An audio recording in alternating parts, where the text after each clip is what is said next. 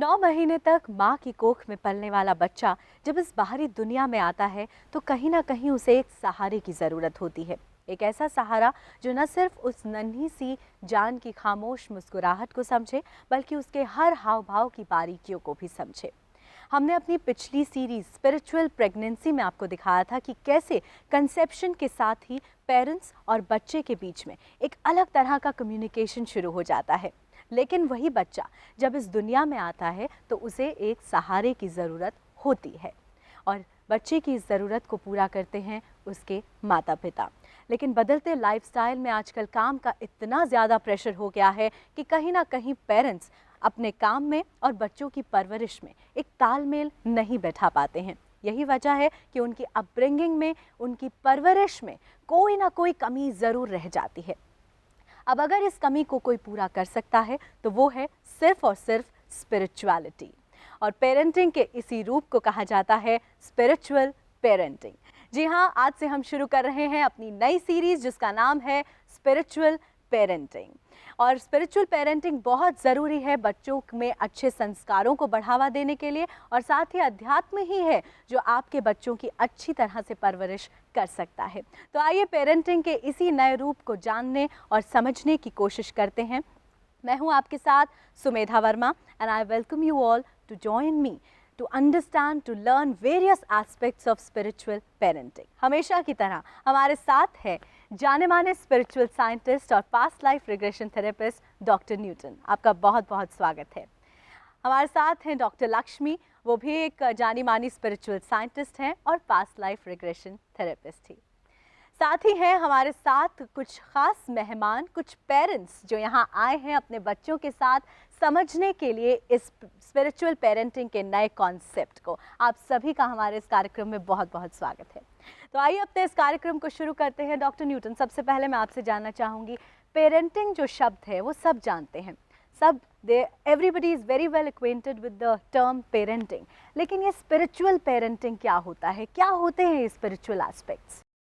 So the name itself is conveying to us that parenting, normally that we think that by giving birth to a child, taking care of the physical needs, that itself is parenting, but it is more than that.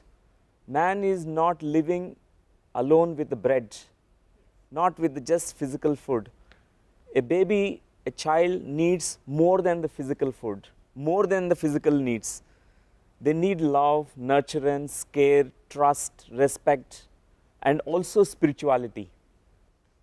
Every parent also need to transmit, radiate something more than the what is generally what we call normal or parenting. Okay, that's what is called spiritual parenting. Means by extending our own wisdom, our own love and compassion and kindness, giving the child space to grow, freedom to grow, and also a child can be given an atmosphere of trust and safe feelings so that child can find his or her own inner strength.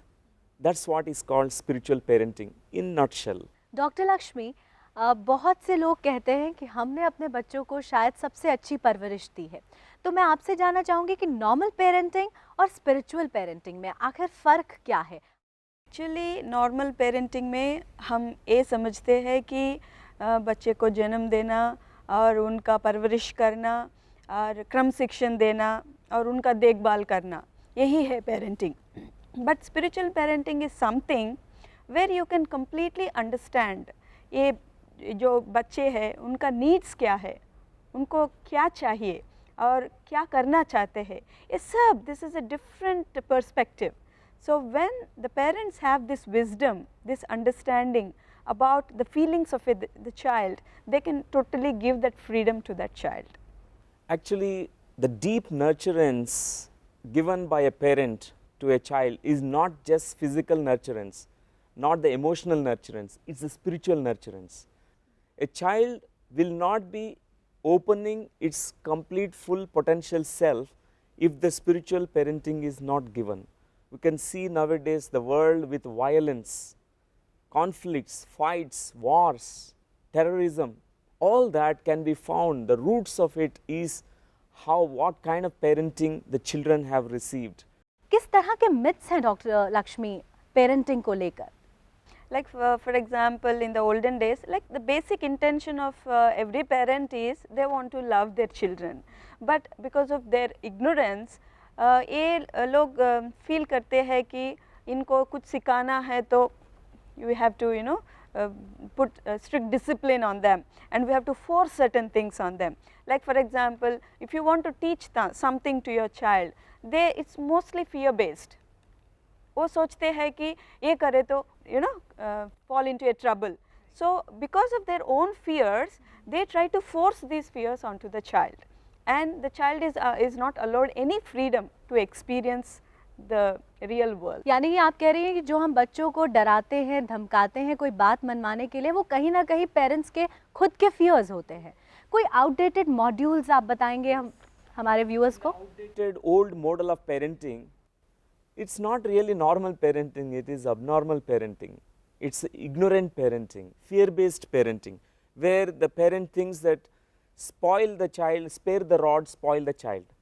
If you don't use the stick, the child gets spoiled, he will be a spoiled brat. It is not true. The old outdated model of parenting is based on ignorance, fear, lack of knowledge about spiritual principles, lack of understanding about the growth of a child, what kind of things child requires. Children are gods, they are divine beings, and most of the adults we forget about it. Children are divine beings, ये कहना है doctor Newton, doctor Lakshmi का. और बहुत से माता पिता जो ये सोचते हैं कि मार पीट के या उन्हें डरा धमका के वो बहुत अच्छी परवरिश देंगे या अपने बच्चों को बहुत स्ट्रॉन्ग बनाएंगे, ये बहुत सारी मिथ्स हैं हमारी जो पेरेंटिंग का हिस्सा हैं. और इन्हीं को बदलने के लिए, स्पिरिचुअल एलिमेंट्स को इनकॉर्पोरेट करने के लिए हमने शुरू की है अपनी ये नई सीरीज़ जिसका नाम है स्पिरिचुअल पेरेंटिंग. स्पिरिचुअल पेरेंटिंग के और क्या क्या एस्पेक्ट्स हैं ये हम जानेंगे, लेकिन उससे पहले हमें लेना है एक छोटा सा ब्रेक. आप कहीं मत जाइए, देखते रहिए स्पिरिचुअल पेरेंटिंग.